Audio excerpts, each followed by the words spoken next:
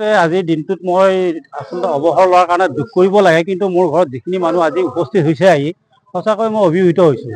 মোক ভাল পাই কাৰণে আচলতে এই মানুহখিনি আহি আজি উপস্থিত হৈ মোক যিখিনি জনালে, কৃতজ্ঞতা জনালে, তাৰ কাৰণে মই অশেষ ধন্যবাদ আৰু মোৰ ভাল লাগিছে। এই ক্ষেত্ৰত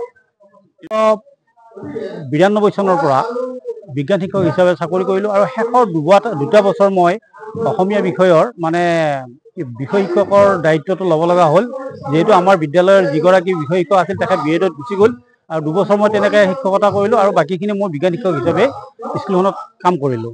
এই 32 বছৰীয়া অভিজ্ঞতা, মই যিহেতু অংকৰ শিক্ষক, গতিকে অংকৰ ক্ষেত্ৰত মই যিখিনি অসুবিধা পাইছিলোঁ বা ছাত্ৰ ছাত্ৰীসকলে যিখিনি অসুবিধা অনুভৱ কৰিছিল, এই অসুবিধাবিলাক মই ক্লাছৰ পিছত মই লিখি ৰাখোঁ আৰু লিখি ৰাখি কি কাৰণত হ'ল এনেকুৱা এই কথাখিনি মই ভাবোঁ, তাৰ পৰা কিবা সমাধান দিব পাৰে নেকি এই কথাখিনি ভাবি মই এই কথাবিলাক তাৰমানে লিখি আজি এই অৱসৰী মুহূৰ্তত সেই কথাখিনি মই কিতাপ আকাৰে লিখিছোঁ। আৰু এইখিনি কেইটামান প্ৰবন্ধ মোৰ নিয়মীয়া বাৰ্তাৰ শিক্ষা বাৰ্তাত ওলাইছিল, সেইখিনিও ইয়াতে সন্নিৱিষ্ট কৰা হৈছে।